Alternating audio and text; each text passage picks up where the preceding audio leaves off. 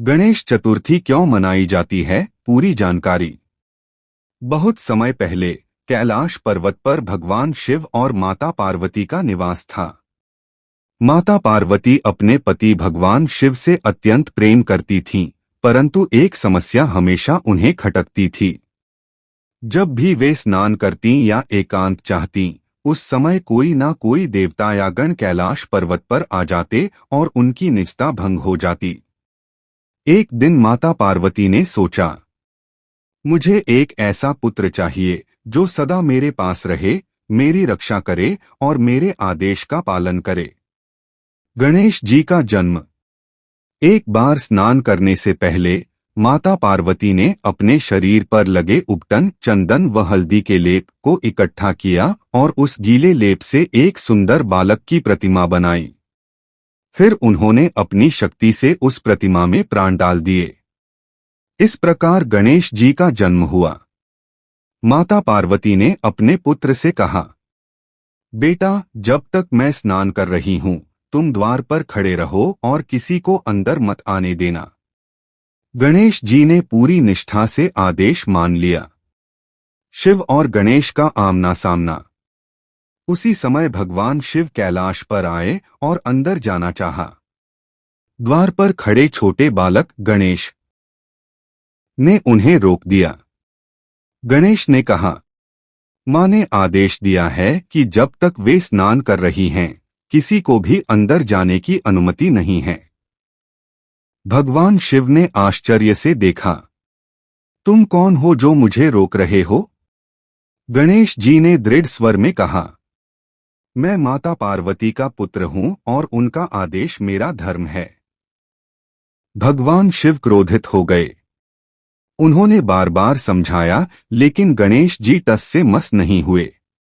बात बढ़ी और अंततः शिवजी ने अपने गणों को बुलाया। सभी गणों ने मिलकर बालक को हटाने की कोशिश की, परंतु गणेश जी अकेले सब पर भारी पड़े। युद्ध और सिर काटना। जब स्थिति गंभीर हो गई, तब स्वयं भगवान शिव ने अपने त्रिशूल से गणेश जी का मस्तक काट दिया। द्वार खुला और शिवजी अंदर चले गए। जब माता पार्वती बाहर आईं और अपने पुत्र को मृत देखकर रोने लगीं, तो उनका क्रोध भयंकर हो गया। उन्होंने कहा, आपने मेरे पुत्र को मार दिया, अब मैं सृष्टि का नाश कर दूंगी। सारे देवता भयभीत हो गए। भगवान ब्रह्मा, विष्णु और अन्य देवताओं ने माता पार्वती को शांत करने की प्रार्थना की। गणेश जी का पुनर्जन्म। भगवान शिव ने समाधान के रूप में कहा, इस बालक को पुनः जीवित किया जाएगा। उन्होंने अपने गणों को आदेश दिया कि उत्तरी दिशा में जो भी पहला प्राणी मिले, उसका सिर काटकर ले आओ।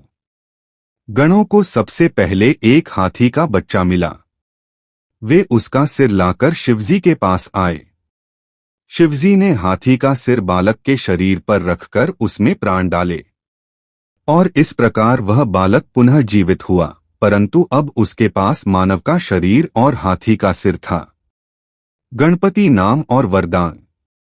सभी देवताओं ने मिलकर उस बालक को गणेश नाम दिया, जिसका अर्थ है गणों का ईश्वर। भगवान शिव और माता पार्वती ने घोषणा की, गणेश को प्रथम पूज्य देवता माना जाएगा। किसी भी शुभ कार्य की शुरुआत उनसे पहले होगी। इसके बाद गणेश जी को विद्या, बुद्धि, संपत्ति और सफलता का देवता माना जाने लगा। गणेश चतुर्थी का महत्व।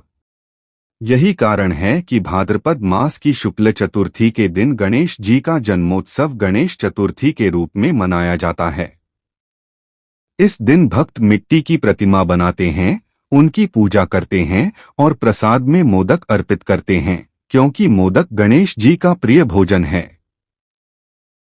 कहते हैं कि इस दिन गणेश जी धरती पर आते हैं और भक्तों की मनोकामनाएं पूरी करते हैं। गणेश उत्सव 10 दिनों तक चलता।